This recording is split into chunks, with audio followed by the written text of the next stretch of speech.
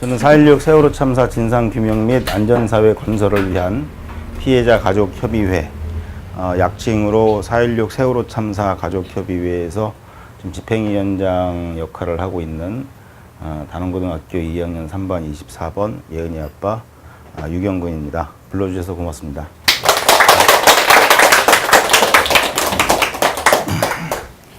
네, 이제 제가 시작을 할 텐데 어떤 질문을 먼저 드려야 될까 참 많이 고민이 됐는데요. 아무거나 막 던지세요. 네. 어떻게 생활하고 계시는지, 네. 네, 이제 아버님 포함하셔가지고 유가족분들이 어떻게 지내시는지, 네. 그래서 그럼 뭐라고 얘기를 해야 되나요? 워낙 많은 사람들이 각양각색의 생활을 하고 있어서요. 제가 사실은 그 오전에는 좀 잘생겼거든요. 아침에 일어나면 좀 잘생긴 편인데 오늘도 아침 한 7시부터 계속 돌아다녔더니 저녁 되니까 조금 추레해졌습니다. 그래서 뭘 얘기를 해야 되나요? 좀 간단하게 말씀을 드리면 사실은 저희 피해자들이라고 하면은 유가족들과 생존자들을 이제 다 일컫는데요. 뭐 생존 학생도 있고 일반인 생존자들도 있고 또 유가족들 가운데에는 우리 단원고 학생들의 유가족도 있고 또 그 일반인 희생자들의 유가족들도 있고 좀 다 함께 생활하고 있고 또 생존자들 중에는 또 이제 화물차 기사들이 상당히 많죠.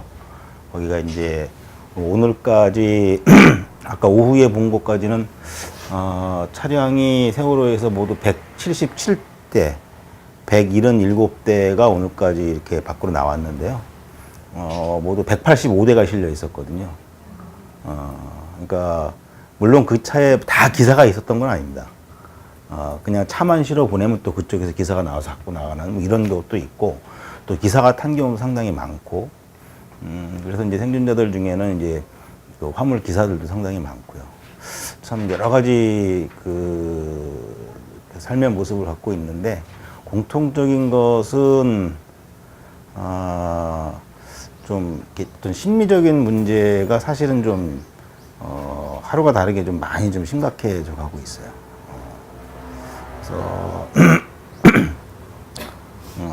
그래서 뭐 우리가 보통 아는 어떤 심리적인 질환, 정신적인 질환의 거의 대부분을 다 가족들이 다 갖고 있거나 아니면 일부를 나눠 갖고 있거나 또 그렇게 하고 있죠. 뭐 대표적인 게 뭐 불면증이나 우울증, 뭐 그다음에 요새는 공황장애를 호소하는 분들이 좀 많이 계속 늘어나고 있고, 그다음에 이제 분노 조절 장애 같은 게 좀 뭐 시간이 좀 지났으니까 좀 괜찮아지지 않겠느냐, 뭐 이렇게들 보실 수도 있는데 사실은 내부에서는 조금 더 그런 게 좀 심해지고 있고, 이제 그게 또 문제가 되는 이유는 그러다 보니까 이제 심리적으로 항상 불안하게 되고, 그러다 보니까 그게 이제 신체적인 질환으로, 고질적인 질환으로 이제 자꾸 이제 변해가는 게 좀 많아요. 그래서 저는 굉장히 건강한 편입니다, 유가족들 가운데. 그래도 뭐 거의 매일 막 이렇게 쏘다니고 하다 보니까 그게 좀 도움이 됐는지, 이제 뭐 치아 같은 경우에는 뭐 거의 대부분의 가족들이 이 치아나 잇몸 쪽에 질환들이 다 있고, 그다음에 가장 또 하나 이제 심각한 게 근골격계의 질환들이 좀 많이 있어요. 무릎이나 허리 뭐 이런 데에 좀 심각한 질환들을 좀 계속 좀 갖게 되고, 뭐 소화기 이런 거는 뭐 다들 소화기 문제는 다들 있고요. 뭐 위장이라든가 장의 문제라든가. 그다음에 이제 또 하나 그건 이제 굉장히 심리적인, 사실 병원 가면은 의사들은 잘 얘기를 안 해줘요. 별 이상 없다고 다들 그래요. 그런데 이제 심장 쪽에 이상을 호소하는 분들이 상당히 많습니다. 그게 이제 심리적인 요인이 가장 크겠죠. 뭐 여기 계신 어머님들이나 뭐 이런 분들도 가끔 이제 그런 것들을 경험을 해보시겠습니다만, 그런 게 이제 상시적으로 이렇게 달고 지내다 보니까 좀 고질화가 되는 것 같고, 그래서 사실 내부적으로는 걱정이 좀 많습니다.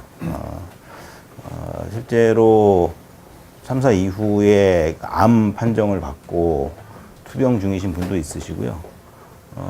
또 원래 좀 있었는데 참사 이후에 갑자기 급속도로 진행이 돼서 사실 돌아가신 분도 몇 분 계시고요. 예. 뭐 그렇게 하고 있는데 그래도 어쨌건 잘 버티고 있습니다. 그래도 그냥 이렇게 쉽게 갈 수는 없다.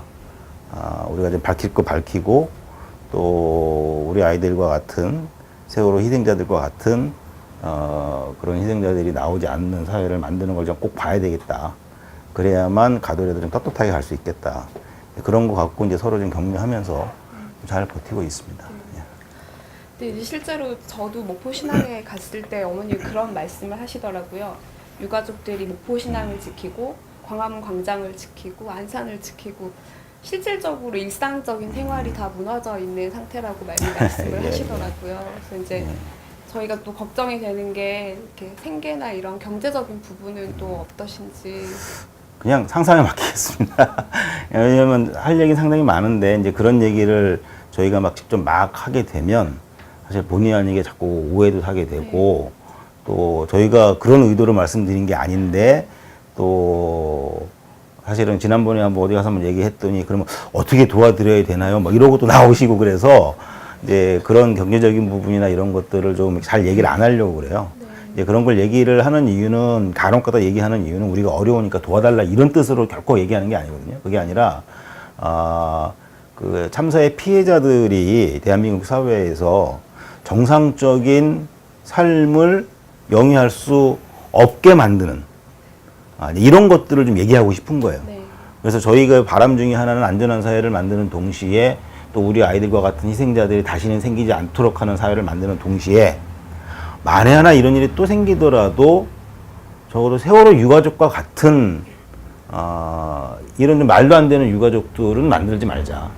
사실 사고나 이런 것들이 100% 예방하기는 사실 쉽지 않잖아요. 불가피한 경우도 있고.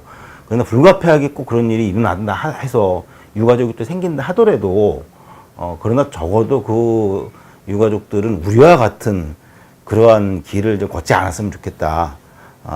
이제 그런 생각, 그런 마음 때문에 저희들이 겪고 있는 어려움들을 통해서 좀 바꿔나가 보자. 이런 말씀을 드리고 싶은 거거든요.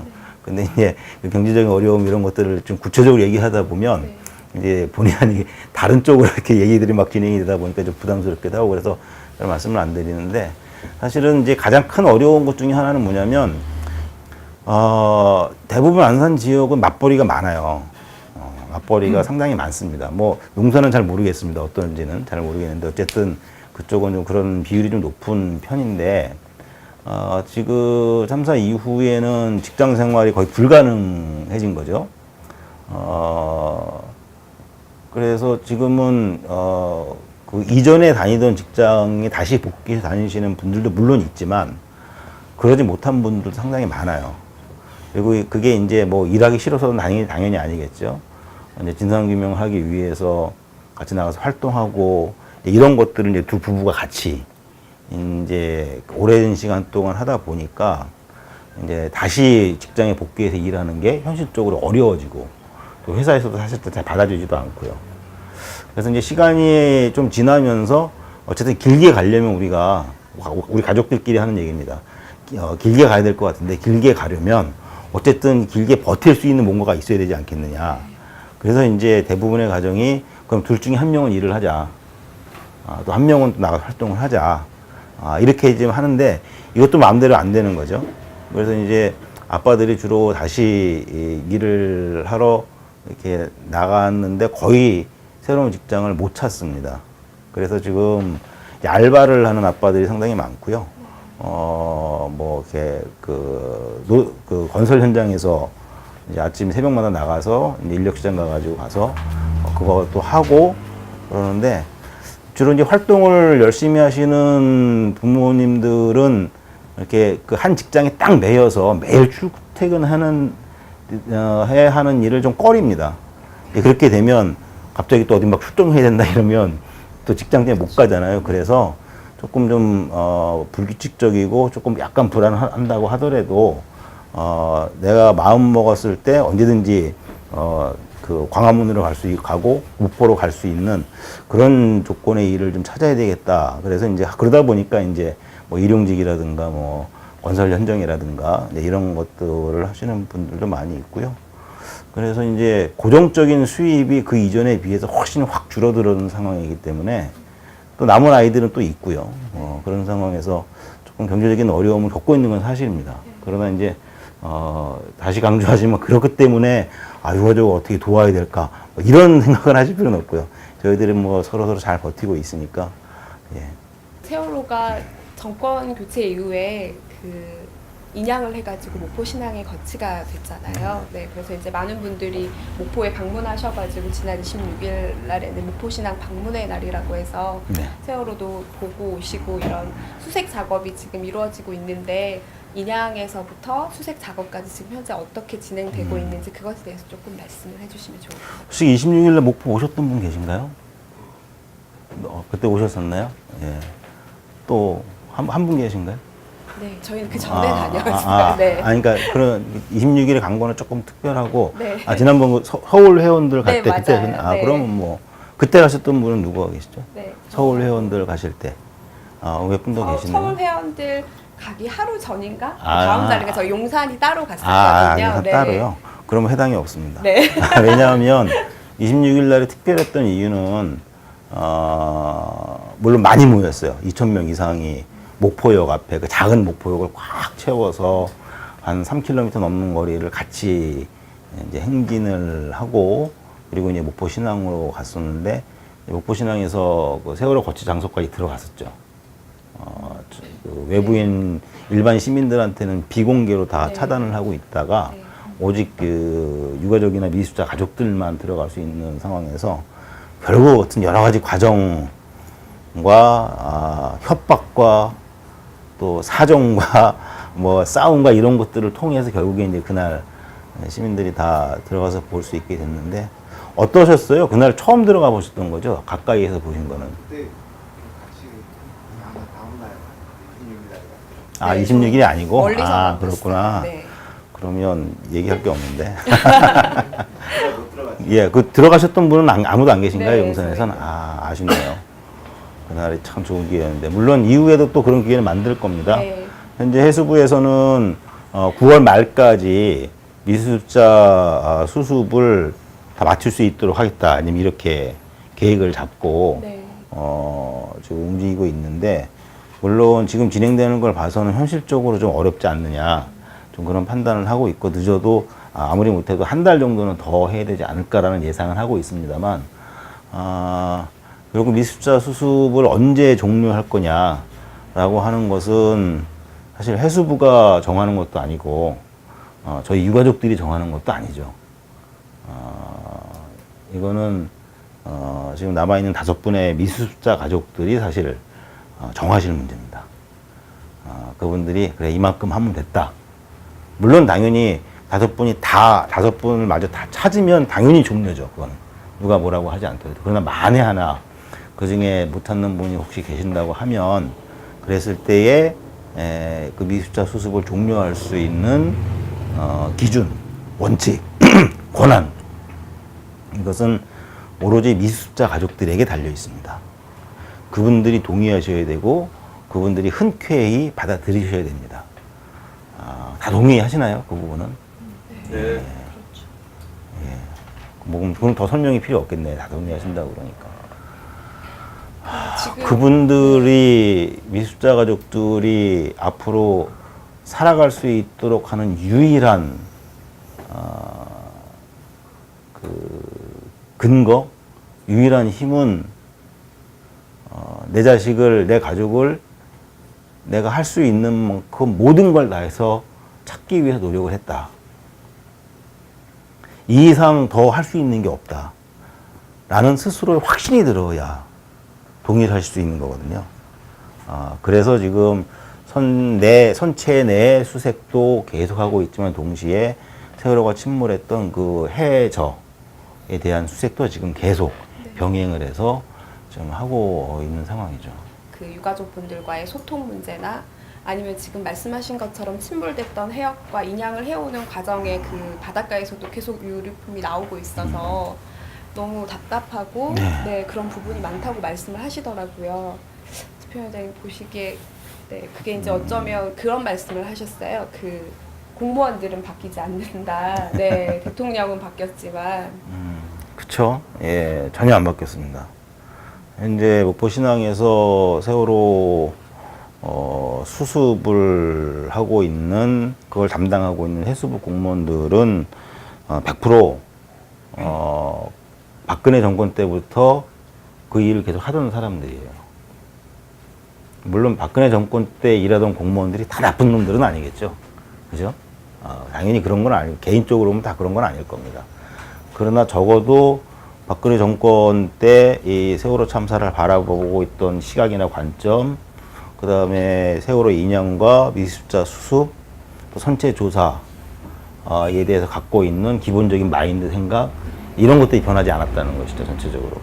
그러다 보니까 인양 당시에 3월 달에 이제 인양을 할 때 상당히 저희 가족협의회랑 아주 큰 낙찰이 좀 있었습니다. 해수부하고. 왜냐하면 해수부는 아주 처음부터 지금까지도 거의 비슷하지만 아주 처음부터 공공연하게 우리한테 강조를 해왔던 게 세월호 인양은 유가족과 관계가 없는 일이라는 것을 계속 강조를 해왔었어요. 그래서 단 한 차례도 해수부, 정부에서는 세월호 인양의 목적이 오직 미수습자 수습만을 위한 것이지 선체 조사는 인양의 목적이 아니다. 이건 아예 공공연하게 이야기를 했고, 오랜 시간 동안 그걸 갖고 우리가 항의도 하고 싸우고 막 달래기도 하고 끌고 가기도 하고 많이 해봤습니다만 결코 흔들리지 않고 그것만 딱 지켜왔던 거죠. 그래서 이제 그런 것 때문에 올 3월 달에 인양할 때에도 상당히 큰 마찰이 있었고, 참다 못해 이것을 제가 좀 의도적으로 언론에 보도가 나가도록 좀 해서 JTBC 보도가 나오기도 했고, 그러고 나니까 또 저한테 해수부에서 막 항의 전화가 막 오기도 하고, 근데 뭐 저는 이미 증거 다 갖고 얘기한 건데요. 그래서 하여튼 그런 과정들이 있었습니다. 이제 신앙 가서 이제 가족들 보고 이제 대화를 나누셨다고 네. 그랬잖아요. 이런 거예요. 지금 아까 이제 해저 수색을 하고 있다고 말씀을 드렸는데, 지금 하는 해저 수색이, 그러니까 인양 후에 그 해저 수색이 지금 두 번째 하는 겁니다. 네. 첫 번째는 4월 말부터 해서 한 차례 이제 끝냈죠. 그때는 어떤 방식으로 해저 수색을 했냐면, 지금 바다 밑에는 바닥에 이게 그 펜스가 쳐져 있어요. 바닥에 이렇게 다 심어놨죠. 이거 어떻게 했냐면, 세월호가 누워 있는 자리를 중심으로 160m, 200m 크기의 철제 펜스를 딱 그 사각형으로 둘렀습니다. 목적은 당연히 배에서 유실되는 무언가가 있으면 더 이상 빠져나가지 못하도록 막는 역할이죠. 근데 그 높이가 3m예요. 높이가 3m면 뭐 한 이 정도 천장 높이 정도 되려나요? 그러니까 수심이 한 4m, 수심이 한 40에서 45m입니다. 그리고 한 이 정도 높이의 펜스를 이렇게 철조망 같은 거를 이렇게 쳐놓은 거죠. 근데 이게 원래는 높이가 3m가 아니었어요. 처음에 계획했을 때는 5m 높이였습니다. 사실 5m도 좀 부족해요. 왜냐하면 이게 잔잔한 호수가 아니잖아요. 굉장히 거친 조류가 사방팔방으로 막 이렇게 하는 곳이기 때문에 사실 수심 40m에서 5m로 이렇게 쳐봐야 혹시라도 아래서 물이 한번 돌면 또 밖으로 나갈 가능성도 있고, 그런데 이게 이제 상하이 셀비지에서 자신들이 택한 방식으로 인양을 하려고 보니 이 160m, 200m 크기의 펜스가 방해가 된다. 저는 왜 방해가 되는지 사실 이해가 안 가는데, 방해가 된다고 해서 그 높이를 3m로 줄였습니다. 그리고 또 3m 가운데 이 좁은 쪽 앞쪽은 또 1m로 또 줄였어요. 그러니까 여기서 1m면 한 요만큼 될 텐데요. 이게 과연 무슨 효과가 있을까? 그러나 어쨌건 유실 방지를 하기 위해서는 해야 되니까 하는 상태예요. 그 외에 저희들이 초기부터 계속 지적을 했던 게, 나중에 인양은 어차피 할 거니까 인양한 이후에 미수습자 수습을 제대로 하려면 유해가 발 밖으로 유실될 수 있는 가능성을 사전에 차단을 해야 된다. 그래야만 나중에 미수습자 수색을 할 때 당신들 고생 안 할 거고 욕 안 먹을 거다. 그래서 이제 그 배가 이렇게 옆으로 누워 있었으니까 그 노출되어 있는 부위의 문이나 창문들을 다 철망으로 막을 수 있도록 했고요. 근데 이제 문제가 하나 남았는데 뭐냐면 이게 바닥에 누워 있던 좌현 쪽입니다. 이쪽은 뭐 직접 확인 안 해도 당연히 아작이 나 있을 거예요. 그 무거운 배가 이게 수심 40m니까 배 길이가요 125m입니다. 배 앞에서 뒤까지 길이가 125m예요. 수심이 40m입니다. 지금도 이제 간혹 그 착각을 하시는 분이 계시는데 처음에 세월호가 침몰을 했을 때 거꾸로 뒤집힌 상태에서 선수가 물 위에 나와 있었잖아요. 그러니까 그것 때문에 언론에서 막 그 에어포켓이 있다, 뭐 그 안에 공기가 있기 때문에 떠 있는 거다, 뭐 이런 식으로 얘기를 했죠. 다 거짓말이었잖아요. 다 거짓말이었거든요. 근데 그게 왜 이렇게 기울어 있었냐면 물 위에 떠 있는 게 아니라 이게 125m니까 수심 40m밖에 안 되고, 그러니까 저 선미는 이미 바닥에 가서 딱 부딪혀 있는 거예요. 그리고 이제 며칠 지탱하다가 결국에는 그것도 이제 더 이상 지탱 못하고 가라앉아 버린 거고, 완전 침몰을 할 때에도 사실 에어포켓이 존재할 가능성이 있기 때문에 공기주입을 해야 된다고 그래서 엉터리 쇼를 하다가 그게 배의 균형을 사실은 망가뜨려 가지고 배가 토요일 날 오후에, 제가 그 시간에 배가 완전히 침몰하는 그 시간에 배 위에 있었거든요. 그 바다 위에 나가 있었거든요. 그래서 토요일 오후에 완전히 침몰을 한 거예요. 어쨌든 뭐 그런데, 그러다 보니까 이게 침몰하면서 좌연으로 쾅 떨어지니까 나만 알겠습니까? 창문이나 막 이런 게 당연히 다 깨지고 구멍 나고 그랬겠죠. 그래서 이제 우리가 요구한 건 뭐냐면, 인양을 하면 당연히 좌현 쪽으로 유실이 급속하게 될 가능성이 높지 않느냐. 그럼 그 좌현도 막을 수 있는 방법을 좀 찾아달라. 그래서 애초에 상하이 CLBG에서 만들었던 계획은 그 계획 자체가 없었어요. 그런 계획이. 근데 이건 이제 집요하게 요구해서 결국엔 계획을 수정을 해서 리프팅 빔에 32개 리프팅 빔을 설치하기로 했었기 때문에 그 리프팅 빔 사이마다 이렇게 쇠 그물, 철망 같은 것들을 다 대서 이제 더 이상 나오지 못하도록 뭐 이렇게 하는 조치를 하겠다. 뭐 하여튼 이런 걸 했어요. 왜 이걸 길게 말씀을 드리냐면, 해수부에서 그런 과정을 거치면서 우리한테 누누이 강조했던 게 뭐냐면, 유실 가능성 없습니다. 유실 가능성 없습니다. 이걸 항상 강조를 해왔거든요. 항상. 근데 인양하면서, 그리고 인양 이후에 그게 다 거짓말이라는 게 드러났다는 거예요. 지금까지 수많은 유해들이, 총 그래서 사람 수로 따지면 한 4분 정도의 유해가 이제 발견이 다 됐죠. 인양 이후에 가장 먼저 발견된 유해가, 그 유해가 발견된 장소가 어디냐면 세월호 배 안이 아니고 세월호가 침몰했던 바닷속이었습니다. 가장 먼저 발견된 유해가.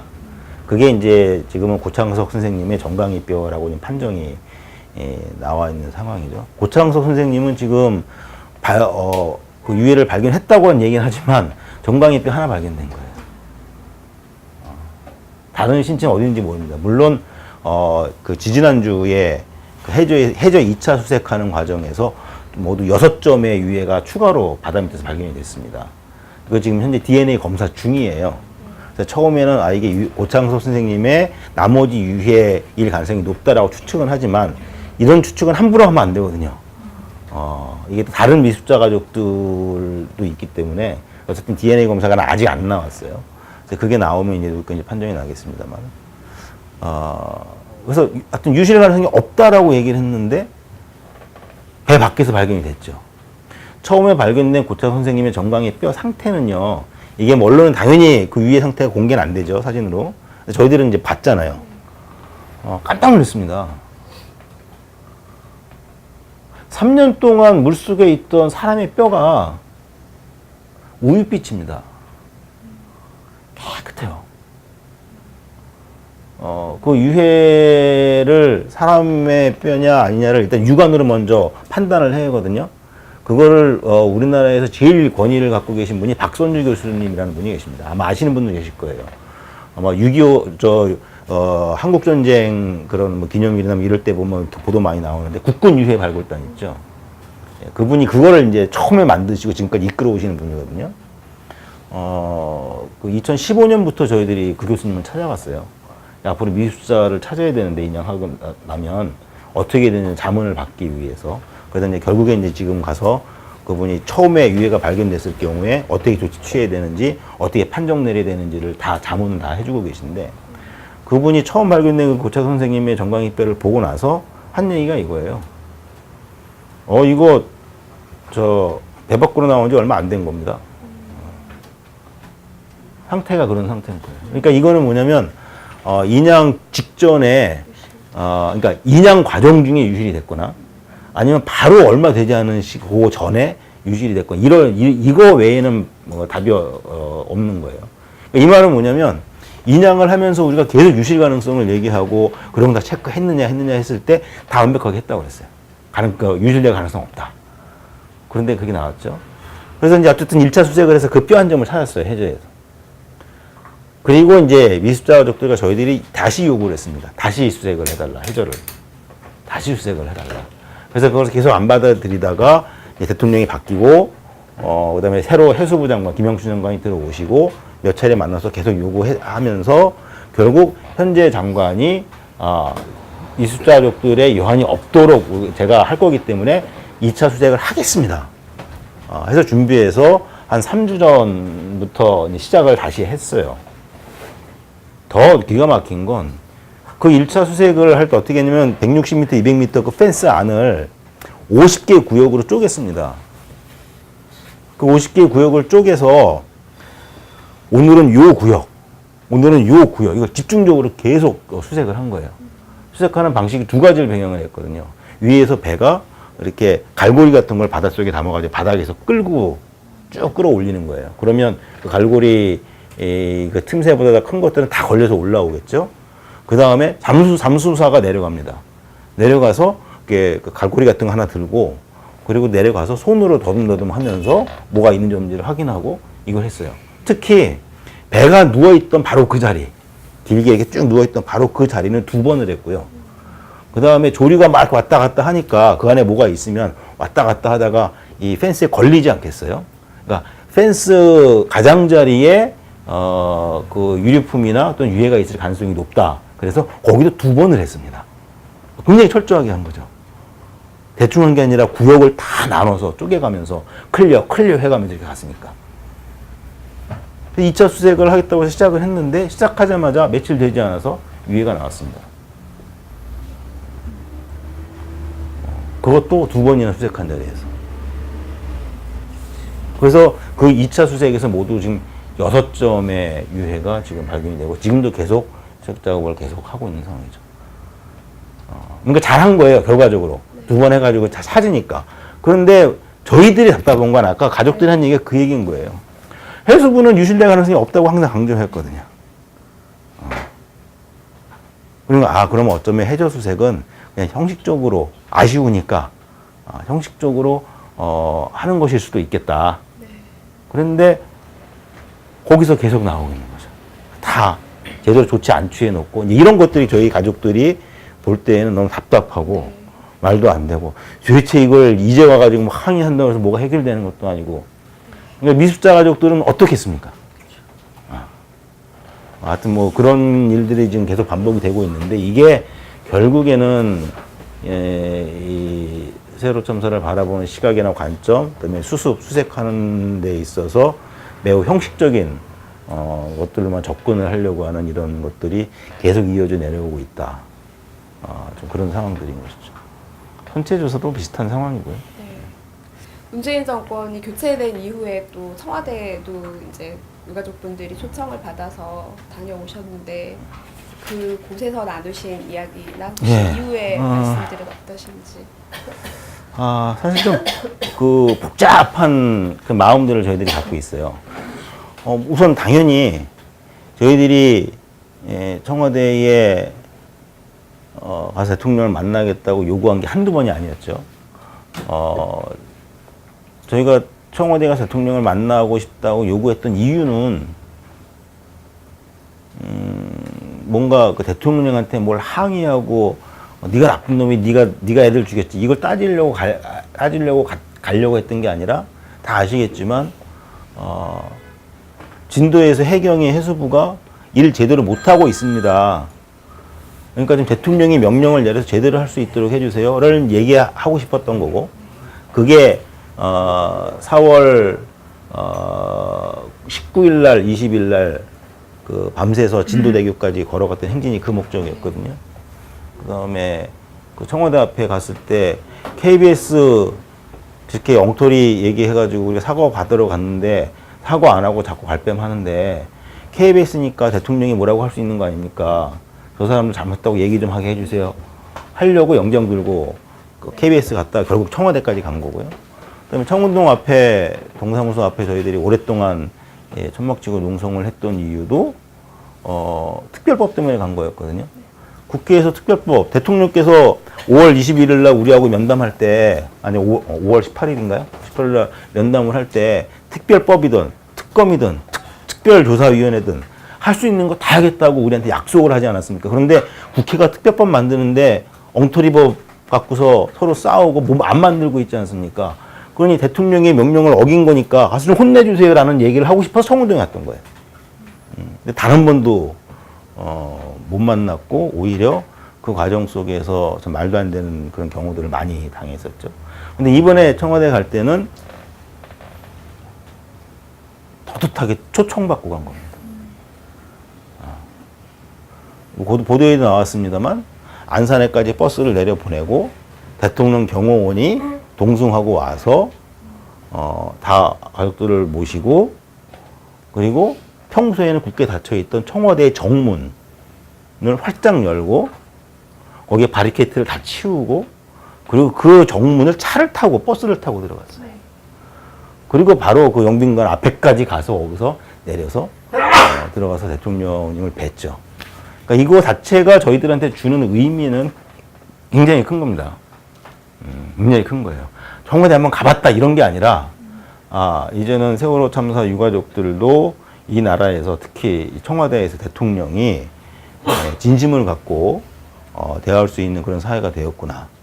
여기서 이제 굉장히 많은 큰 희망도 갖게 되고 또 많은 어떤 그 지나간 일들을 이렇게 떠올리면 뭐 참 눈물도 나고 뭐 이런 거죠. 실제로 또 그 과정 속에서 대통령께서 하신 말씀이 저희들한테는 또 의미 있는 말씀도 많이 해주셨어요. 많이 해주셨는데 그럼에도 불구하고 저희들이 굉장히 복잡한 마음을 갖는다는 이유는 아까 제가 그 수습 현장의 그런 일들을 설명을 드렸잖아요. 저희들이 문재인 대통령께서 갖고 계신 생각이나 의지는 사실 거의 의심 안 합니다. 특히 저는 그 대선을 박근혜 탄핵이 되고 대선이 결정되기 훨씬 이전부터 사실은 만났었어요. 근데 그때는 뭐 그걸 예상해서 만난 게 아니라 어차피 탄핵이 안 됐더라도 올해 말에는 대선을 할 거 아닙니까? 그러니까 1년 전, 작년 10월 달이었으니까. 앞으로 한 1년 있으면 본격적인 대선 국면이고, 특히 2017년 한 4, 5월쯤 되면 막 대선에 나오겠다는 후보들이 막 캠프도 다 만들고 막 이럴 거 아니냐. 그러니까 결국에는 지금 분위기 봐서는 박근혜 쪽에서 대통령이 되긴 좀 어려울 것 같고, 탄핵 이전에도 이제 그런 분위기가 있었으니까, 그러면 이 야당 쪽에서 나올 후보들을 우리가 좀 사전에 미리 만나서 이 후보들이 대선 공약으로 세월호 참사 진상규명이라든가 이런 것들을 내놓을 수 있도록 사전에 준비를 해야 되겠다. 그래서 작년 9월, 10월부터 쫓아내서 만난 거예요. 그때 이제 민주연합 후보도 제가 가서 몇 차례 만나 뵙고 그런 얘기를 했는데, 그런 과정, 그런 만남을 통해서 확신을 가졌던 게, 세월호 참사 진상규명 그냥 안 넘어가겠구나. 굉장히 강력한 의지가 있고, 또 계획이 있고, 다 그런 것들이 있구나. 그래서 제가 요구했던 것들을 거의 그대로 다 받았어요. 오케이, 공약으로 합시다. 공약으로 합시다. 아직은 우리가 캠프가 전혀 구성이 안 되어 있지만, 작년 가을이니까, 곧 캠프가 구성이 되면, 거기 공약 담당하는 사람하고 또 연결시켜 줄 테니까 거기 의논해서 잘 만드십시다. 그 해서 실제로 공약도 그렇게 잘 만들어지고 했어요. 그런 건 전혀 의심하지 않아요. 근데 이제 그런 대통령의 의지를 실현해야 할 그 밑에 사람들이 있잖아요. 와, 정말 그 벽이 높습니다. 그 벽이 높아요. 스텔라 데이조 아시죠? 많이 얘기 들어보셨죠? 이게 아주 그 보도가 많이 된 계기가 뭐였냐면 문재인 대통령이 받은 민원 제1호 이래서 막 보도도 되고 뭐 이렇게 막 했잖아요. 그때 스텔라 데이조 가족들이 굉장히 좋아했었어요. 아, 이건 이제 해결됐구나. 이제 수색 바로 시작을 다시 하겠구나. 막 생각을 했습니다. 문재인 대통령도 약속을 했고요. 그런데 스텔라 데이조는 우리나라가 아니라 저 대서양, 그 남대서양에서 벌어진 거거든요. 해외에서 무슨 일이 벌어지면 그 주무 부처는 외교부입니다.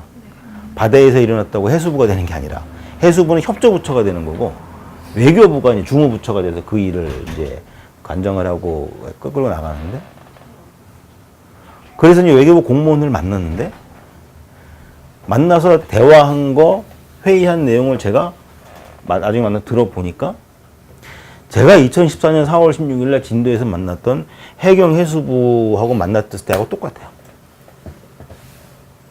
그 사람들이 가지고 있는 생각, 가족들을 대하는 태도, 그냥 그 사람들은 간단해요. 돈이 없고 예산이 없고 권한이 없기 때문에 할 수 있는 게 없다. 예산이 없고 권한이 없다. 그 남의 나라 받아가지고 우리가 뭘 어떻게 하라는 얘기냐. 그럴 만한 예산도 지금 책정되어 있는 게. 당연히 예산이 책정 안 돼 있죠. 거기서 사고 났고 예상하고 미리 예산을 잡아놓으니까. 근데 그걸 제가 저희 가족들이 3년 전에 이 정부 상대하면서 겪었던 것과 똑같은 것을 지금도 그 자리에 있는 공무원들은 또 똑같이 하고 있다는 것이죠. 그래서 스텔라 데이조 가족들한테 아예 강요를 하는 거예요. 아니, 지금 벌써 이렇게 빠진 지가 2달이 지나고 3달이 지났는데 살아있겠냐 이거예요. 포기할 땐 포기해야지. 좀 합리적으로 판단을 하세요라는 얘기를 그 실종자 가족들에게 한다는 것이죠.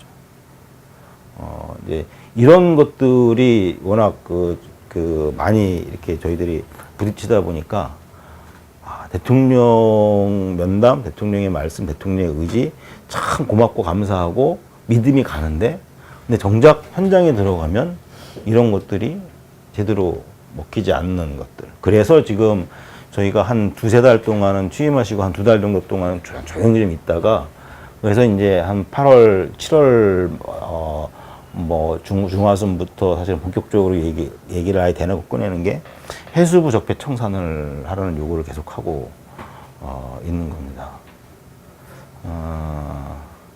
조금 더 깊은 얘기하면 시간이 많이 가기 때문에 네. 그래서 뭐 여기까지만 좀. 네네. 저희 안산에서는 안전공원이라고 얘기를 합니다.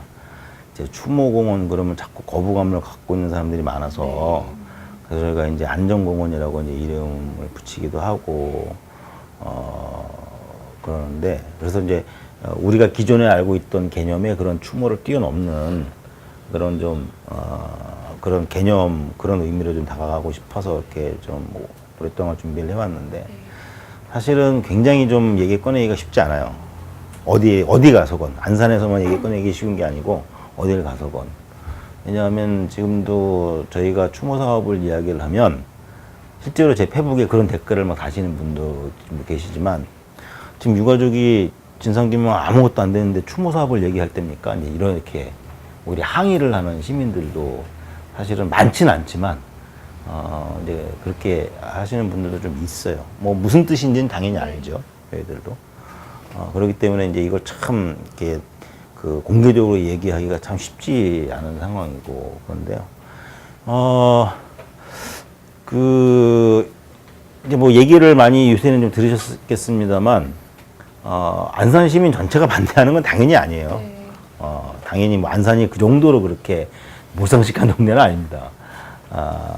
지난번 총선 때 우리 우리 가족들이 집중적으로 살고 있는 그 단원구의 두 선거구에서 모두 새누리당 후보가 당선되는 바람에 욕도 무지하게 먹고 그런데 저희는 그래서 그 성주 군민들의 마음도 좀 이해를 해요.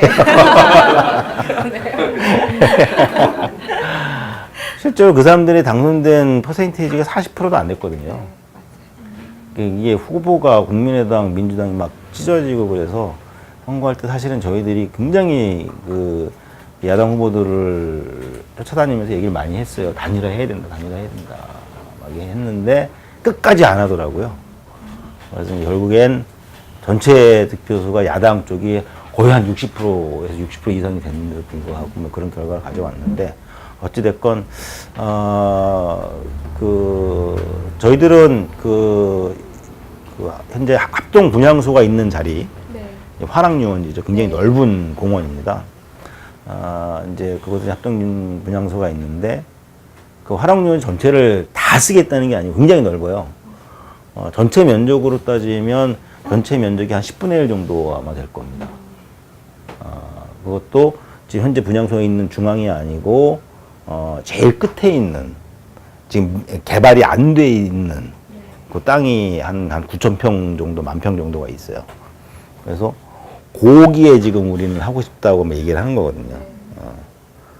근데 이제 지금 이걸 아주 좀 이렇게 강하게 반대를 하고 있는 분들이 조용하다가 이게 조금 얘기가 나오니까 갑자기 들고 나온 분들이 화랑유원지 주변에 지금 아파트가 계속 지어지고 있거든요.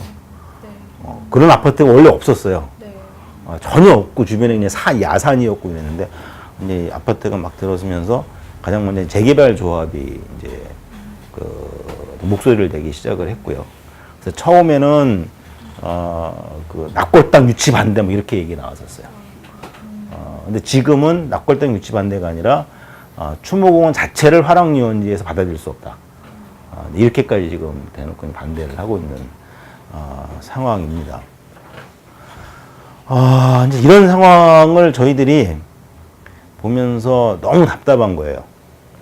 우리가 생각을 했던 추모 사업, 안전공원, 추모공원 안전공원은 세월호 희생자들, 특히 이제 우리 아이들의 유고를 모아놓을 낙골당을 짓겠다는 생각으로 시작한 게 아니거든요. 처음에는 그거는 전혀 상상을 못했어요. 낙골당 유치하는 게 이 정도로 큰 문제일지를. 우리는 그냥 당연히 우리 아이들이 살던 동네고, 저도 예인이하고 거기 한 달에 못해도 두세 번씩 화랑유원지 가가지고 같이 놀고, 스케이트 타고 자전거 타고 공연도 보고 뭐 운동도 하고 하는 그런 곳이었으니까. 그래서 그냥 그렇게 생각을 했는데, 오히려 저희들은 그런 것보다는 과연 4.16 세월호 참사에 대한 추모 사업이라는 게 무엇일까부터 고민을 한 거죠. 그래서 추모 사업이 단순히 뭔가 좀 무겁고 침울하고 가면 슬프고 눈물 흘려야 되는 공간이면 안 된다. 거기서 그치면 안 된다. 가장 큰 명제는 4.16 이전과 이후는 달라져야 한다는 이 대명제가 있지 않습니까?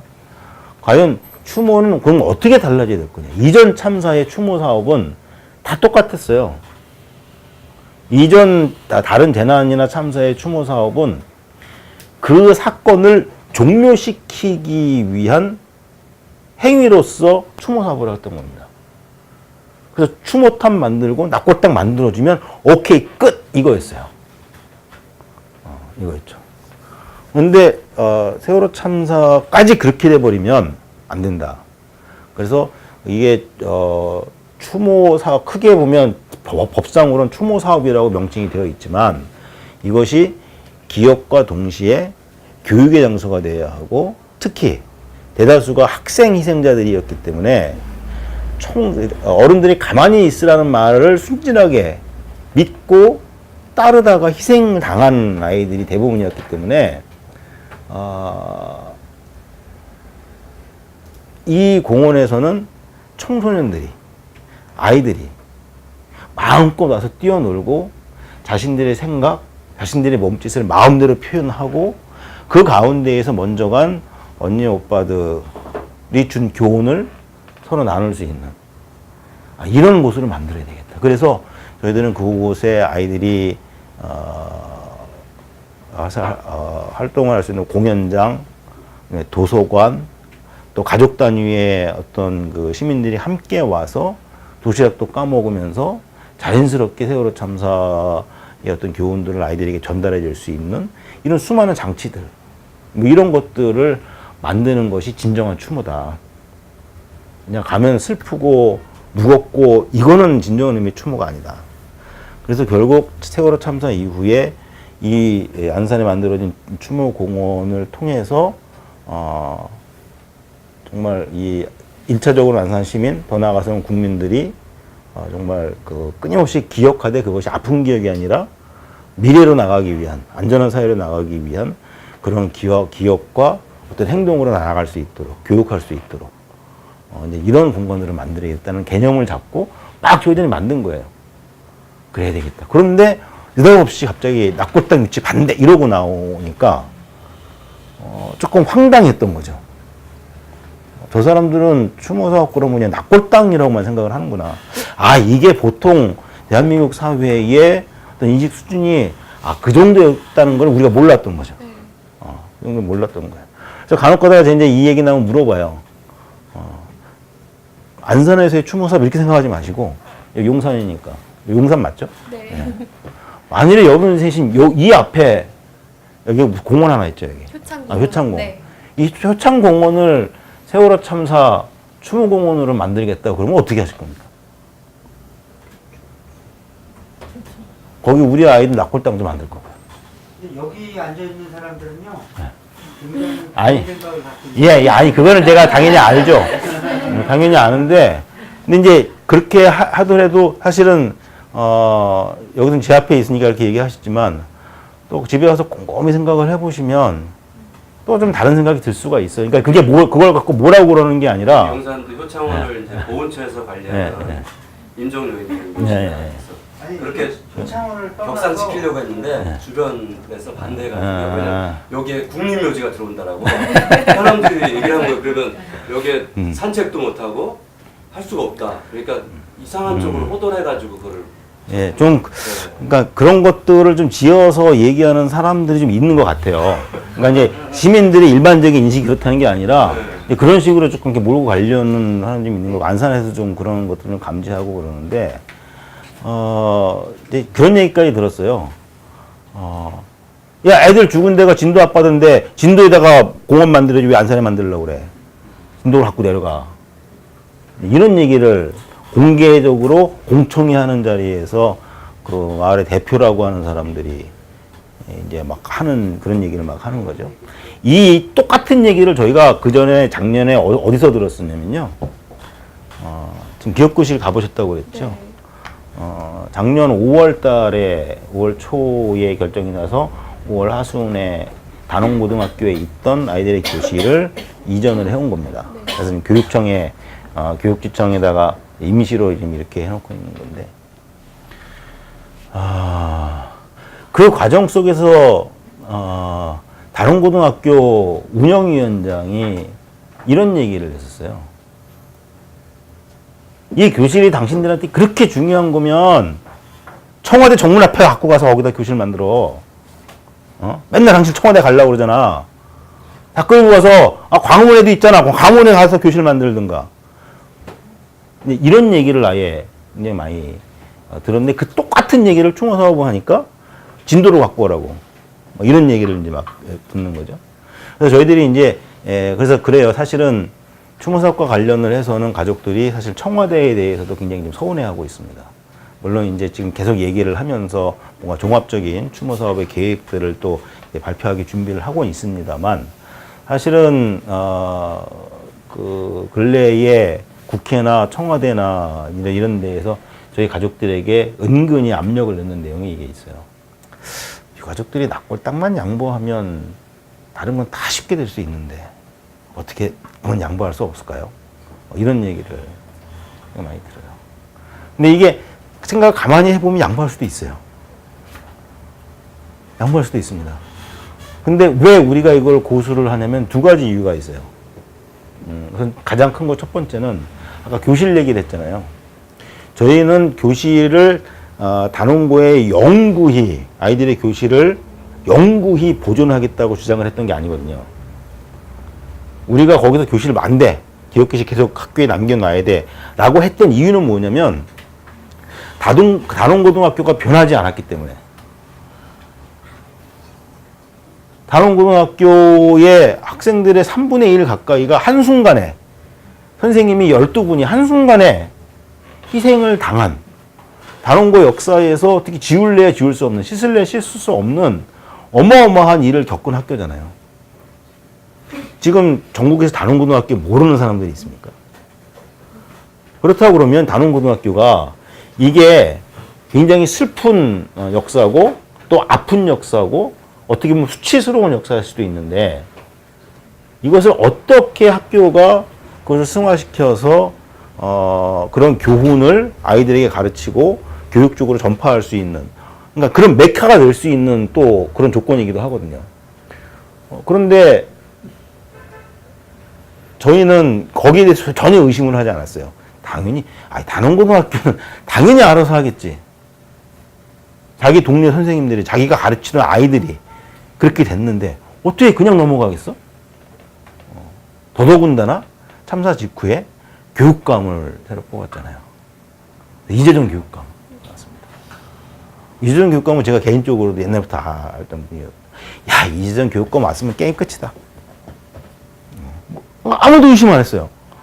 그런데 2015년 여름이 딱 돼서 참사가 끝나고 1년 뒤죠. 1년 뒤에 학교 전혀 신경 안 쓰다가 그래서 막 학교가 우리하고 약속한 게 있는데 앞에 이렇게 해가지고 뭘 만들어서 거기서다가 어떤 기념관이나 이런 것들을 만들고 뭐 어떻게 하겠다고 다 얘기했었는데 확인해 보니까 아무것도 진행이 안 돼 있는 거예요. 1년이 지났는데. 그리고 2015년 말까지 그걸 다 하겠다고 그랬었거든요. 근데 2015년 7월 달에 확인해 보니까 아무런 준비가 안 돼 있는 거예요. 확인해 봤더니 교육청도 그렇고 학교 다 손 놓고 있는 거예요. 더더군다나 학교에서 벌어지는 일들이 좀 심각한 일들이 많았습니다. 거기에는 단원고등학교에는 생존 학생들이 있죠. 배에서 살아나오는 학생들이 75명이 있습니다. 당연히 학교로 다녔죠. 2015년이니까. 그리고 우리 아이들의 동생들이 단원고등학교를 다니고 있습니다.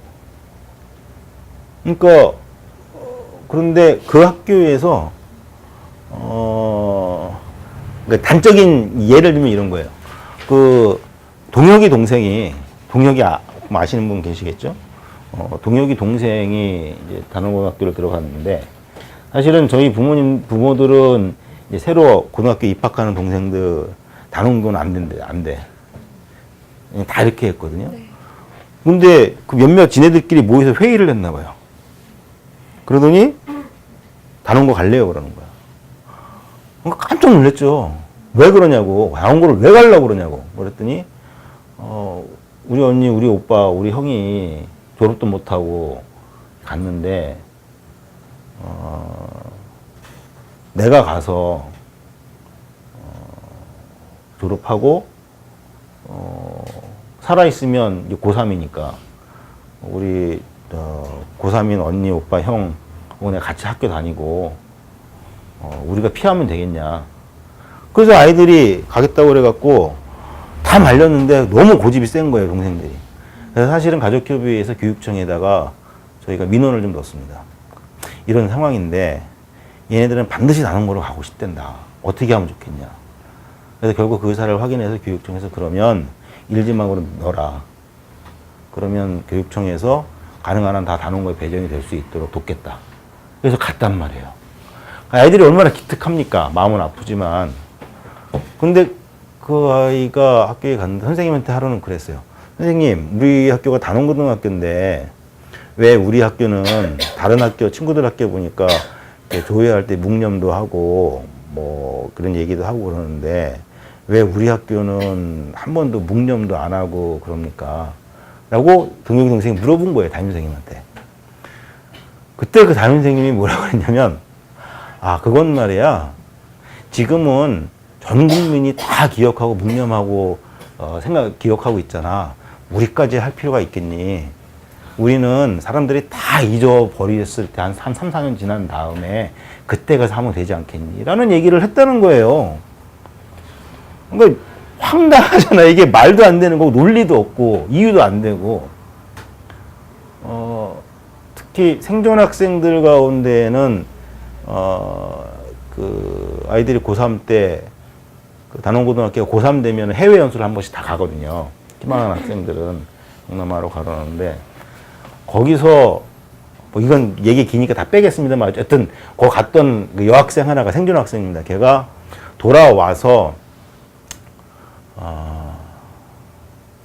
한 얘기가 뭐냐면 거기서 내가 겪은 일이 그 해외 연수 가서 겪은 일이 내가 세월호에서도 살아서 돌아왔는데 여기서 죽는구나 라고 하는 일을 겪은 아이가 있어요. 그것 때문에 저희가 학교 쫓아가서 막 교장하고 막 싸우고 막 물론 사과는 받아내고 뭘 했습니다만 굉장히 말도 안 되는 짓을 하는 경우들이 굉장히 많아요. 참 이게 얘기하려니까 너무 길어져서 그런데 어쨌든 그런 거를 저희가 쭉 보면서 아 이거 아니다. 아니 단원고등학교가 변하지 않는데 교육감은 경기도 뭐 7,000개 학교에 뭐 새로운 4.16 교육을 뭐 시키고 뭐 이런 걸 만들고 있는데 아니 단원고등학교가 지금 이 모양인데 그래서 교육감님한테 따졌거든요.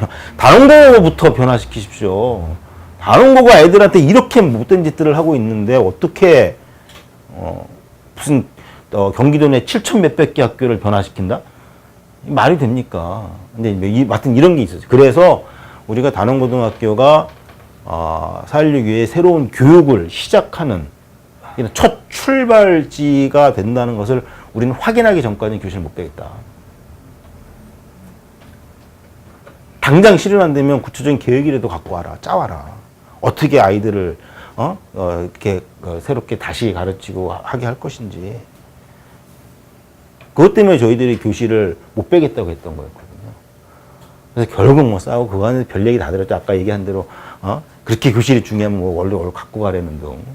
뭐 아예 대놓고서 공개적인 회의 자리에서 저는 혐오스러운 시설을 학교 앞에 두면 아이들이 공부를 어떻게 하느냐.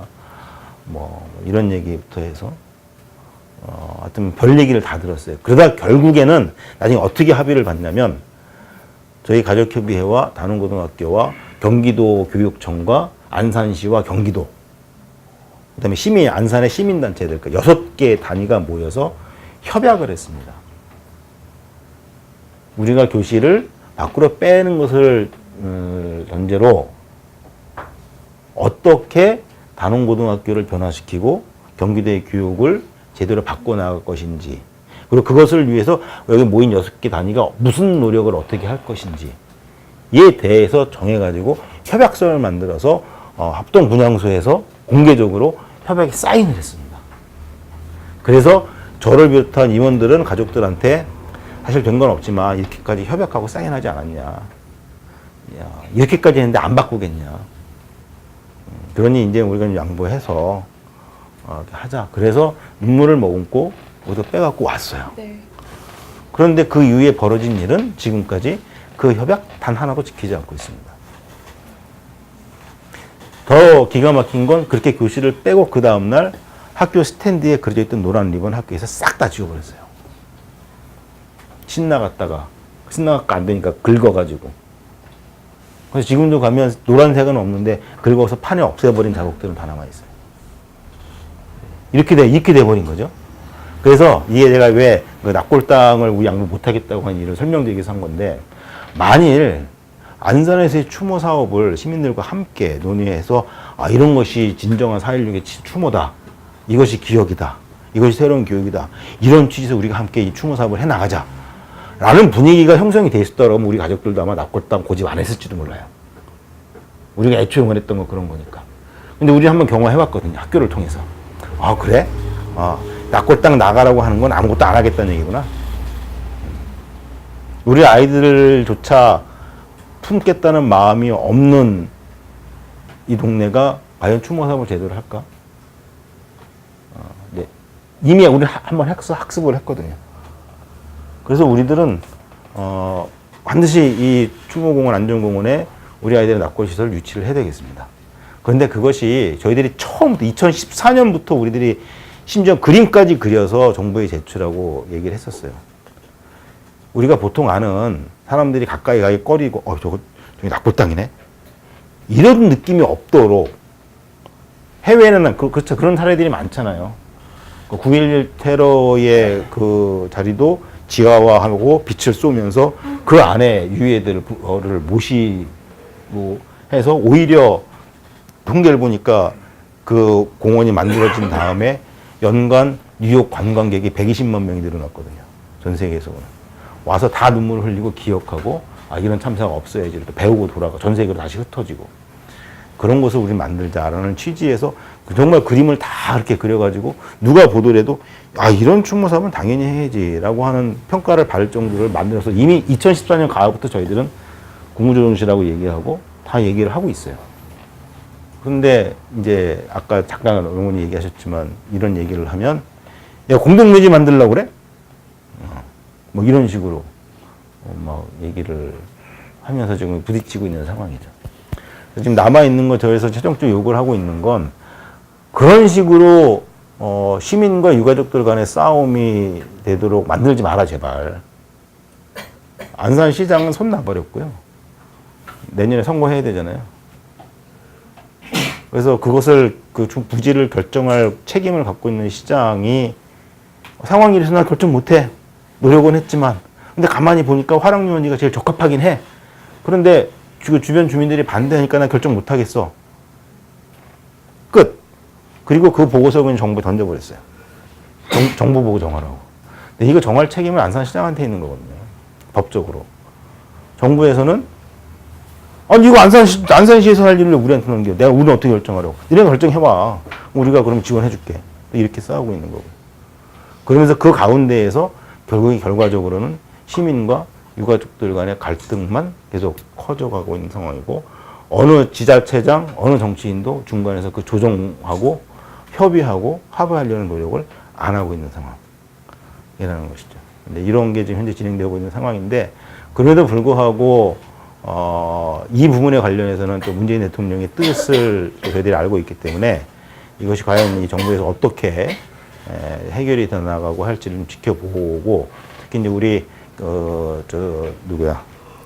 충어분과장 맡고 있는 어머니랑 그 팀이 있거든요. 그래서 같이 계속 국무조정실하고 얘기하면서 좋은 그림들을 그려가고 있는데 중요한 건 세월호 참사 추모 사업은 아이들을 모아놓는 납골 시설을 만드는 그런 의미가 아니라 그걸 더 뛰어넘어서서 전 세계적으로 생명과 안전의 어떤 메카로서 안산시가 거듭날 수 있도록 그걸 통해서 대한민국이 큰 교훈을 받을 수 있도록 얻을 수 있도록 하는 그러한 취지로 전 국민이 함께 참여해야 되는 사업이다. 그래서 아마 올해 안에 기본적인 청사진이 나오고 그것이 이제 공모가 들어가고 하는 과정은 내년 초부터 아마 시작이 되고 좀 이렇게 진행이 될 것 같은데 거기에 좀 관심을 갖고 해주시면 좀 이렇게 참여해 주시면 좋을 것 같습니다. 뭐 결론적으로 짧게 말씀드리면 아무 도움 안 됐습니다. 그 수많은 기관, 단체, 전문가들 아마 대한민국에서 어떤 정신과 치료나 심리 치료나 이런 것들을 전공을 하신다고 하는 분들이 아마 대한민국에서 안산에 안 왔다 가신 분들은 없을 거예요. 제가 또 그런 몸에 불려가기도 많이 불려갔었고. 근데 좀 죄송한 말씀이지만 도움 안 됐습니다. 왜 그럴까? 분명히 이유가 있겠죠. 그분들이 와서 그래도 소위 전문가인데 뭐 그냥 놀다만 가셨겠어요? 나름대로 굉장히 노력들 많이 하셨겠죠. 근데 왜 그게 실질적으로 우리한테 도움이 안 됐을까? 가장 중요한 이유는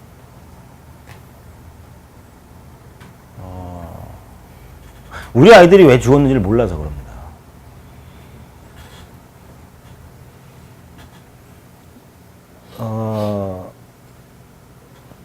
도대체 내 새끼, 내 가족이 왜 그렇게 가야만 했지?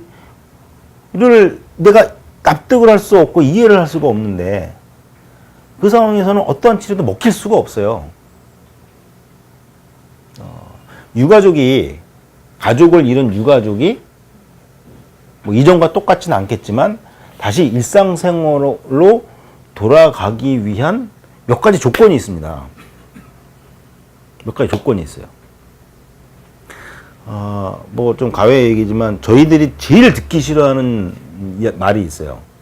뭐 몇 가지 상당히 뭐 여러 가지가 있지만 그 중에 이것과 관련해서 가장 듣기 싫은 말은 뭐였냐면 산 사람은 살아야지. 이 말은 정말 듣기 싫어요. 아무 느낌도 그 얘기 들어봐야 느낌도 없고 왜냐하면 내 가족 특히 자식을 잃은 부모는요 자식이 죽으면 같이 죽는 겁니다. 그러지 않으시겠어요? 더더군다나 그 아이가 이유도 몰라 왜 갔는지 저기 누가 죽였는지 몰라요. 내 아이의 죽음에 대해서 어느 누구 하나 사과하는 사람 없고 어느 누구 하나 책임지는 사람이 없고 왜 갔는지를 알 수가 없어요. 그렇게 자식을 떠나보내는 부모는 죽은 겁니다. 다만 내 아이를 죽어서라도 만났을 때 그때 그래 아빠가 고생했어 라는 말 한마디 듣고 싶어서 지금 가면 아빠가 무슨 자격으로 나한테 와 라는 말을 할 것 같으니까 저희 가족들 부모들이 갖고 있는 가장 큰 후회 시간을 돌릴 수 있다 그러면 언제로 돌릴 거냐.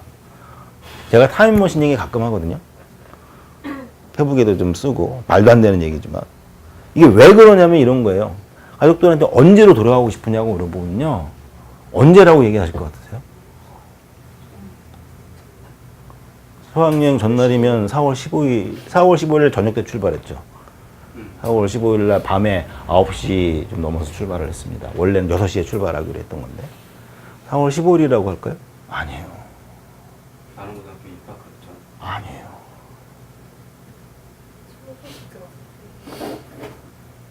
정말로 돌아가고 싶은 순간 언제냐면요 4월 16일 날 배가 침몰 시작을 하고 내 아이에게 연락이 왔던 그 순간으로 돌아가고 싶습니다. 왜요? 거기서 내가 똑똑한 아빠였으면 예은아 빨리 나와. 거기 있지 말고 빨리 나와. 그 얘기를 못한 게 정말 왜 그 얘기를 못했을까? 저도 그 얘기 했거든요. 그래, 선생님은 뭐라고 하시니? 배에서는 뭐라고 얘기하니? 그래, 기다리래? 그러면 그 방송 잘 듣고, 선생님 말씀 잘 듣고 있어. 이게요, 내가 죽인 것 같은 거예요, 내가. 우리 생존학생들 중에는 우리 마지막으로 나온 아이 중에 하나가 애진이라고 있어요. 장애진이라고 있어요. 2학년 1반에. 거의 끄트머리에 겨우겨우 살아나온 애 있거든요. 애진이 아빠가 지금 같이 이제 활동을 같이 하고 있는데 그 아빠는 애진이한테 그랬어요. 당장 나오라고. 근데 애진이는 싫다고 그랬어요. 친구들 여기 다 있어. 안 돼. 어떻게 나 혼자 나가. 그 배에서 아이들이 순진하게 가만히 있으라는 데서 가만히 있으래. 가만히 있자. 이러고 있던 애들이 아닙니다. 배 안에 영상이나 통화 기록 다 보셨잖아요. 가만히 보세요. 애들이 거기 왜 모여 있었는지. 우는 아이들이 있으면 너 왜 울어? 우리 같이 살아서 나갈 건데. 울지 마. 우리 같이 나갈 거야. 선생님 어디 계시니? 선생님은 구명조끼 입으셨니? 너 구명조끼 없어? 내 거 입어. 내가 또 갖고 올게. 이 아이들은요, 그 안에서 같이 살아서 돌아가려고 있었던 아이들이에요. 근데 그 아이들은 그 와중에도 어느 누구 하나 먼저 나가지 않고 우리 같이 살아서 돌아가야 되니까 힘내. 우리 돌아갈 수 있게. 해경 왔대잖아. 심지어 배 밖에서 있던 아이들까지 다시 들어갔잖아요. 나 반장이라 들어가야 된다고. 그게 온유잖아요. 그 상황에서 이 아이들은 함께 살아서 돌아가겠다고 같이 있었던 아이들입니다. 그러니까 애진이가 그래서 그랬던 거예요. 너 빨리 나와. 그때 안 돼. 우리 아이들 친구들 같이 있는데 어떻게 나 혼자 나가. 그때 애진이 아빠가 한 얘기가 이거예요. 그럼 다 데리고 나와. 너 혼자 못 나오면 다 데리고 나와.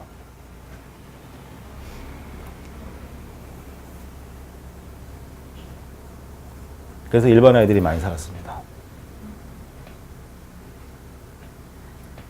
반 넘게 살았어요. 그러니 저는 제가 예은이를 죽인 거잖아요. 그 한마디만 있으면 됩니다. 그래서 우리는 언제로 돌아가고 싶니? 그러면 다른 때가 아니고요. 그 통화할 때로 돌아가고 싶어요.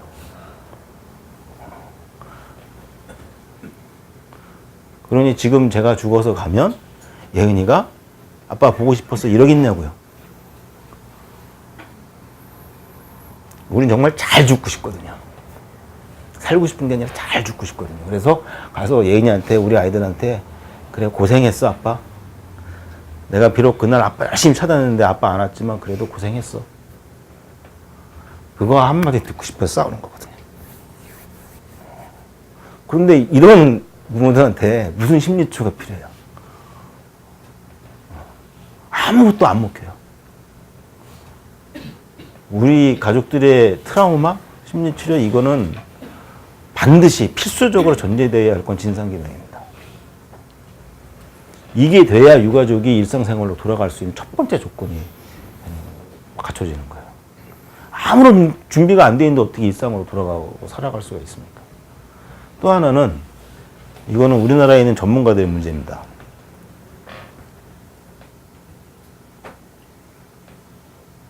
치유의 대상으로 보는 순간 아무것도 안 됩니다. 저 사람은 내가 치유를 해줘야 할 대상이다. 라고 그런 전제를 갖고 접근하는 순간 모든 게 끝나버립니다.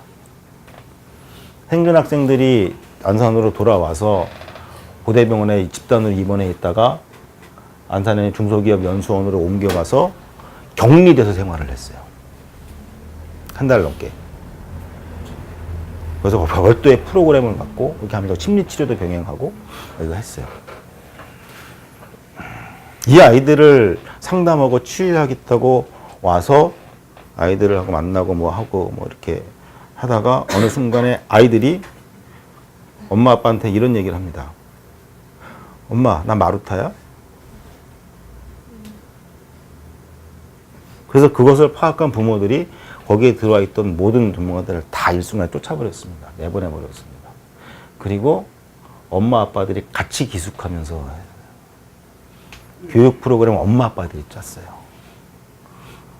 이 아이들을 어떻게 거기에 기숙하면서 교육을 시키고 치료를 할까를 전혀 비전문가인 엄마 아빠들이 프로그램을 짰습니다. 그리고 그 프로그램을 진행을 해달라고 학교와 교육청에 보냈어요. 이거 좀 검토해서 이렇게 해달라고. 기가 막히죠? 교육청에서 그걸 딱 보더니, 와, 이거 누가 만든 겁니까? 부모들이 만든 건 생각도 못하고. 그래서 그 프로그램으로 아이들하고서 좀 계속 이렇게 하고 있는 상황인데. 그래서 제가 제 페북에도 몇 차례 올리고 문재인 대통령한테도 추천한 책인데, 꼭 이 책을 한번 구입을 해서 도서관이니까 한번 비치해 놓으시면 좋을 것 같아요.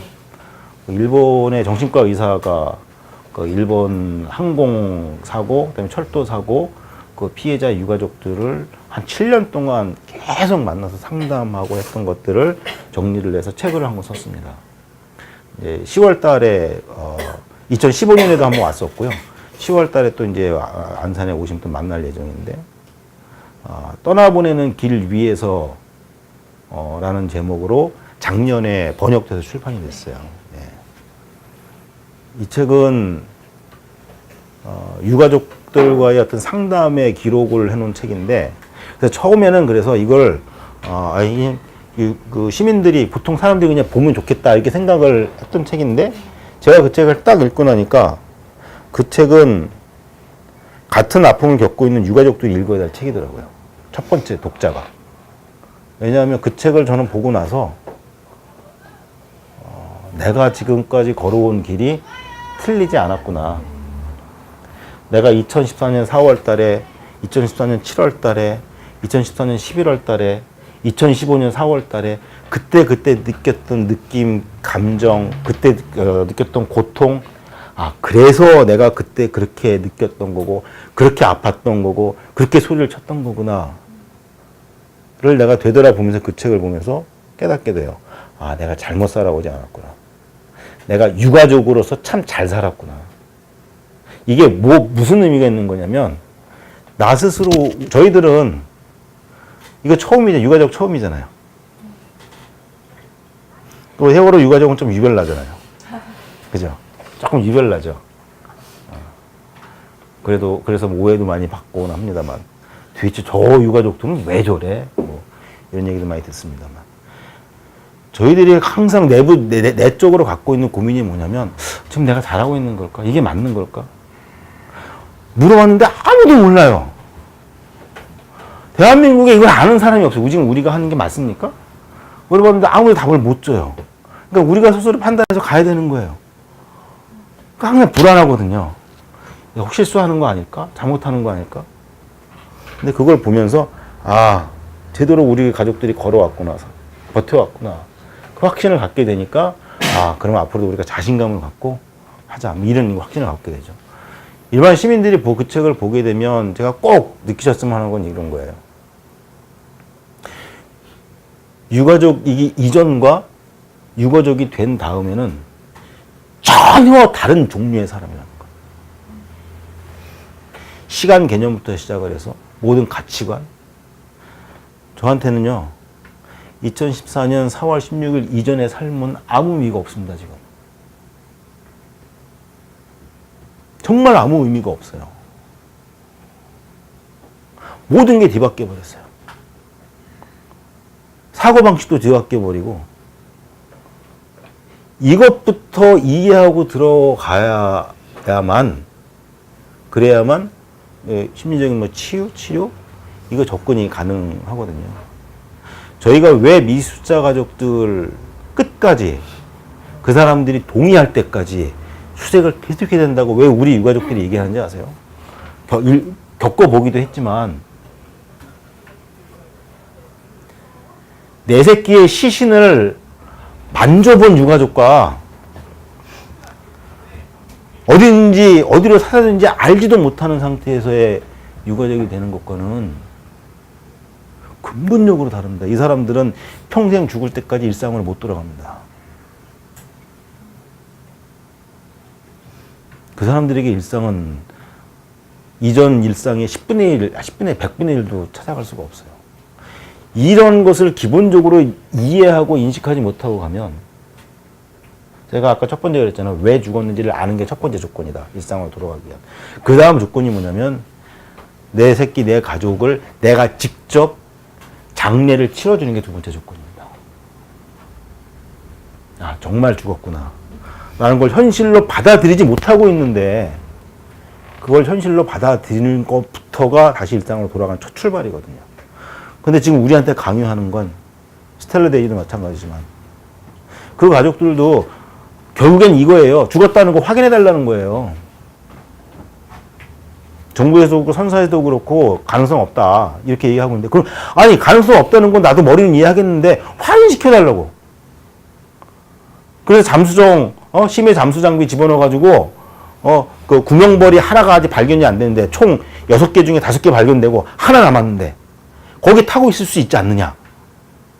그랬더니 선사에서는 그거는 자동으로 원래 펼쳐져야 되는데 하나는 안 펼쳐져서 배하고 같이 3,000m 아래로 가라앉았기 때문에 못 찾는다는 거예요.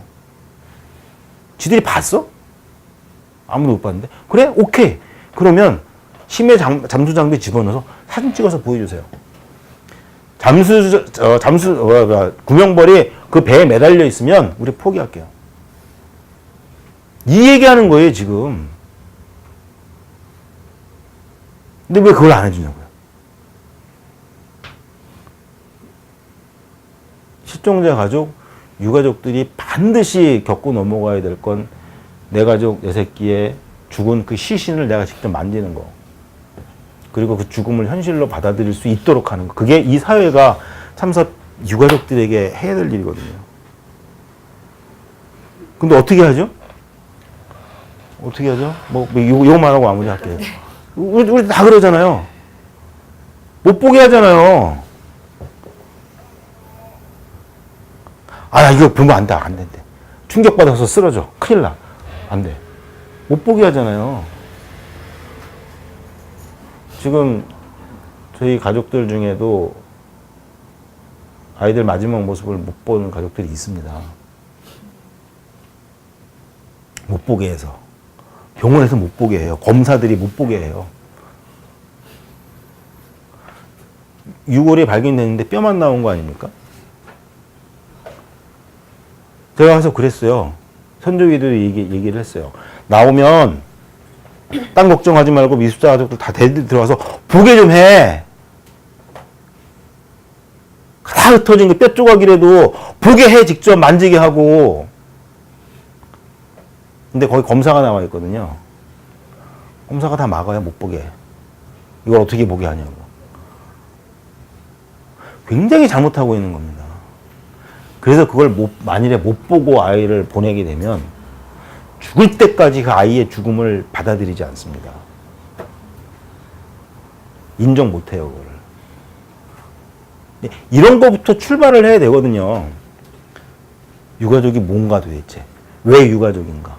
유가족의 삶은 다른 사람들과 어떻게 다른가? 그 사람들의 관념, 개념, 시간관념,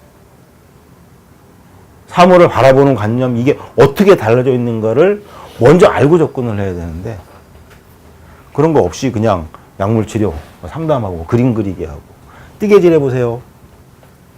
화분 키워볼까요? 지금은 그나마 조금 하지만, 초기에 화분, 가족들 나눠준다고 그랬을 때 다 막았어요.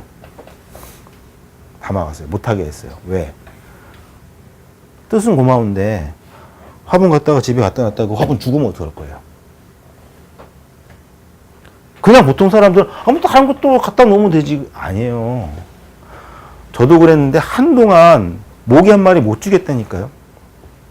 죽음이라는 것 자체가 너무 무서웠고, 심지어는 이런 생각까지 해요.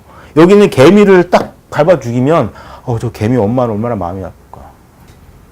굉장히 유치하죠. 아이들, 조그만 아이들이 그런 생각 하잖아요. 그런데 유가족들이 그런 생각을 한다고요. 이 모기를 내가 딱 잡아 죽이면 이 모기의 엄마는 얼마나 가슴이 아플까. 이 아이를 찾으러 얼마나 헤매고 다닐까. 완전히 다른 차원의 생각 아닙니까?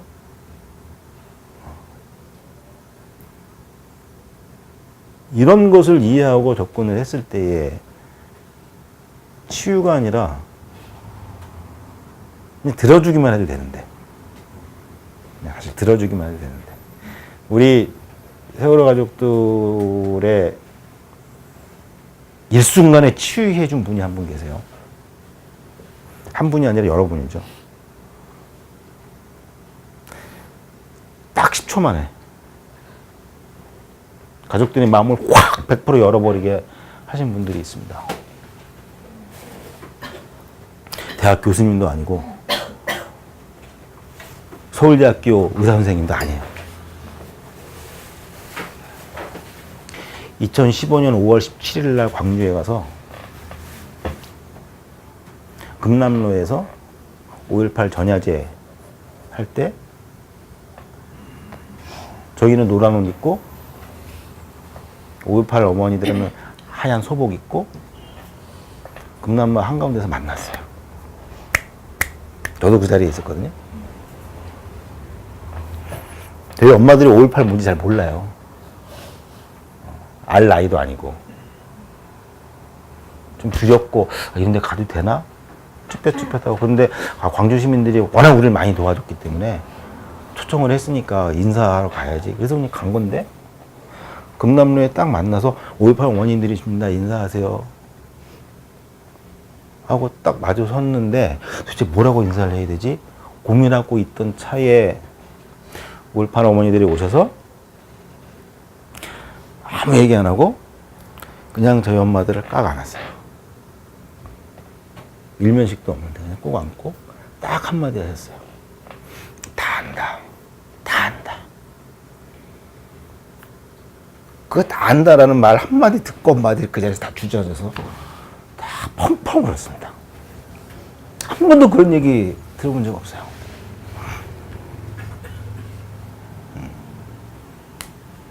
그래서 지금은 우리 엄마들이 광주 간다고 그러면 친정 간다고 그래요. 5.18 어머니들한테는 무슨 얘기를 해도, 아니, 아무 얘기도 안 해도 다 아시니까.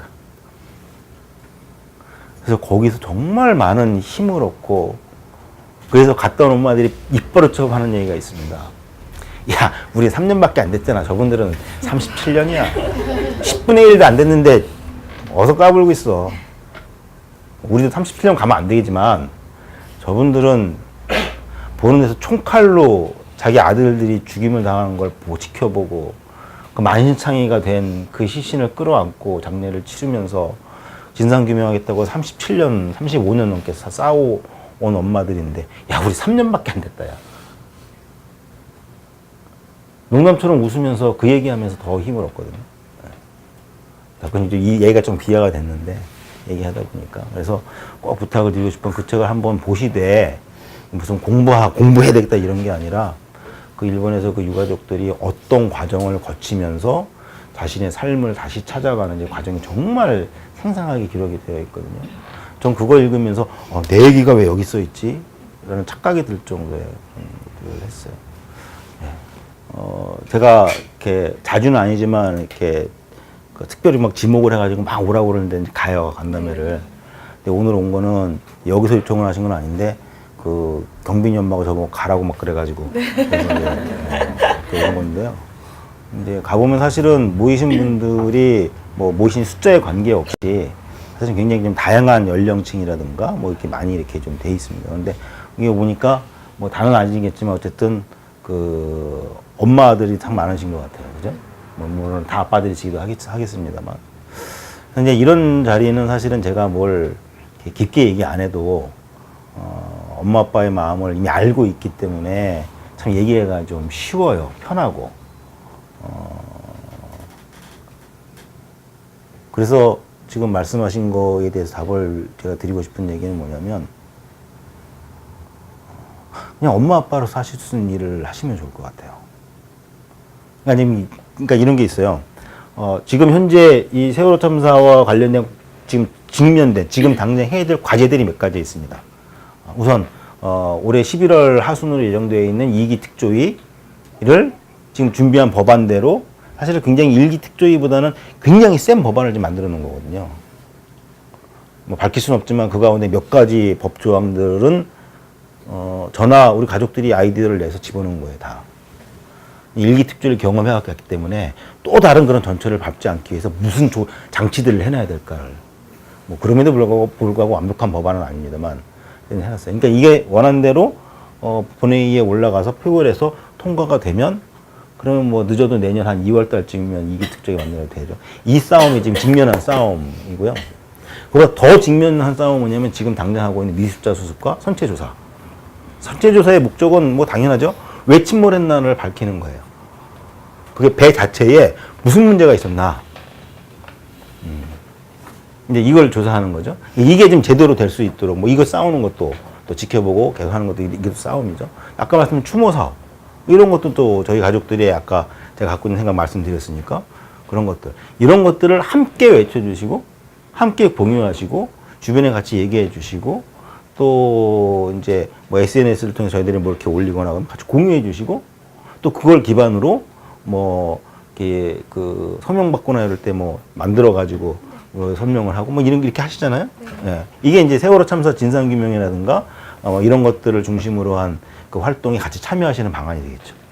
그거는 뭐 굳이 말씀을 안 드려도 하실 수 있을 것 같아요. 설명도 받고 뭐 이렇게 이 공간에 모여서 리본도 같이 만들면서 얘기 나누고 다 하시잖아요. 네. 예. 동시에 꼭 강조를 드리고 싶은 건 뭐냐면 이 동네에서 하실 수 있는 거를 꼭 찾으시면 좋겠어요. 제가 보니까 일단은 좀 어느 정도 네트워킹은 돼 있으신 것 같아요. 그죠? 여기가 이제 사랑방 역할을 하는 건지 잘 모르겠습니다만 어쨌든 어느 정도 네트워킹은 좀 돼 있으신 것 같아요. 또 분위기 보니까 그냥 소문 듣고 오신 건 아닌 것 같고 자주 만나서 뭔가 이렇게 도모하시는 일들은 좀 있는 것 같아요. 그죠? 예. 도모하다 성공도 하시고. 예, 예. 그런데 제가 이제 해남에 가서 2015년에 해남에 가서 한번 했는데 이제 해남이 그것 때문에 확 일어나가지고 엄마 아빠들이 굉장히 좀 잘 모이고 있는데 이게 무슨 말씀을 드렸었냐면 4.16 이전과 이후가 달라져야 한다는 게 무엇인지에 대해서 고민을 깊이 해 주십시오. 진상규명하면 달라집니까? 우리가 보통 4.16 세월호 참사 그러면 다들 이렇게 얘기하잖아요. 대한민국이 안고 있는 그 수많은 문제들, 지금은 적폐라고 뭐 보통 많이 얘기를 하는데, 그런 수많은 모순과 문제점들 이런 것들이 한데 응축이 돼서 팡 폭발한 게 세월호 참사다. 저는 한 반 동의하고 반은 동의 안 해요, 솔직히. 그러나 어쨌건 그런 성격이 분명히 있습니다. 그러면 그랬을 때 4.16 이전과 이후가 달라져야 한다는 건 무엇일까? 간단하잖아요. 사회가 모두 바뀌어야 된다는 얘기잖아요. 사회의 모든 문제가 모여서 팡 터졌으니 그 모든 문제를 다 바꿔야 되는 거잖아요. 그럼 사회가 완전히 바뀌어야 되는 거잖아요. 모든 분야에 있어서.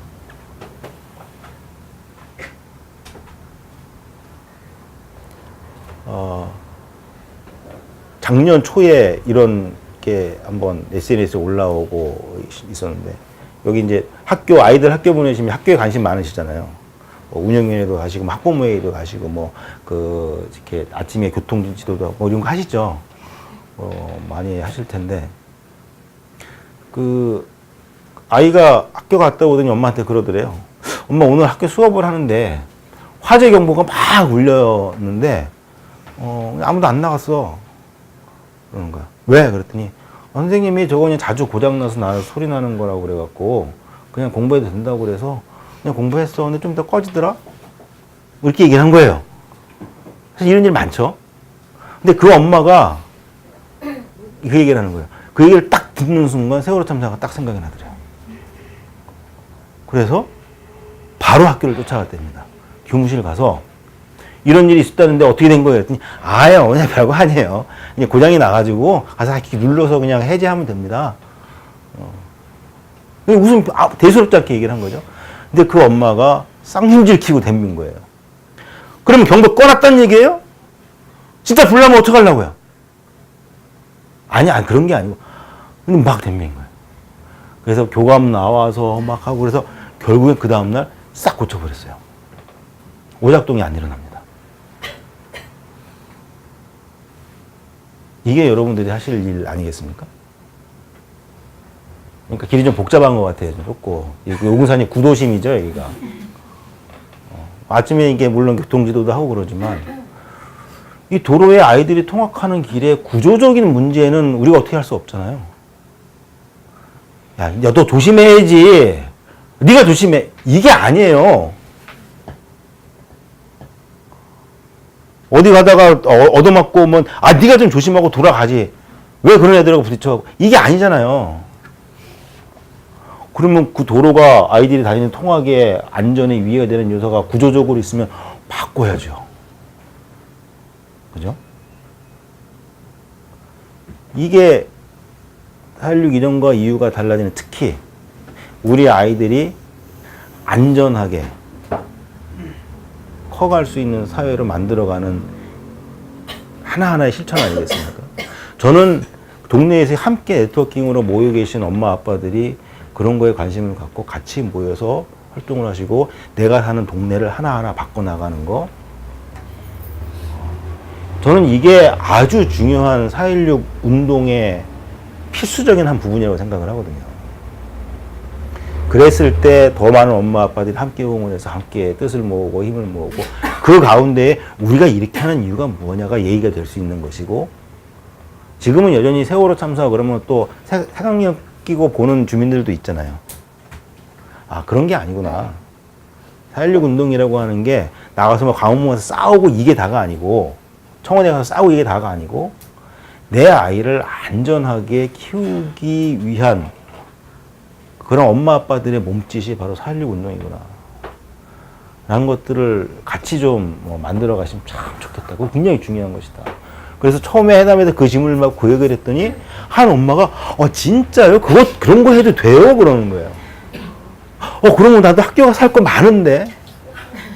그러니 나중에 소식 들어보니까 그때 모였던 분들이 그런 활동을 동네에 시작을 해서 하루는 1인 시위, 세월호 참사 1인 시위하고 서명받고 또 하루는 그 동네를 바꾸기 위한 활동 같이 하고 이래하면서 굉장히 돈독해지고 많은 분들이 더 많이 모이기 시작을 했다.